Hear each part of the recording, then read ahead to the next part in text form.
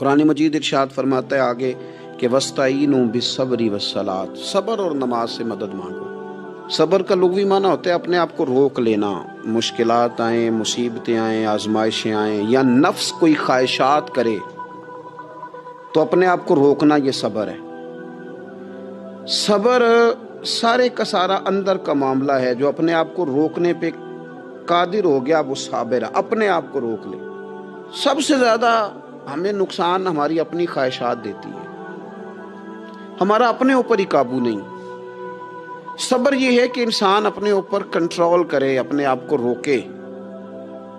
इसीलिए नबी पाक सल्लल्लाहु अलैहि वसल्लम ने सहाबा से पूछा था ना, पहलवान कौन है?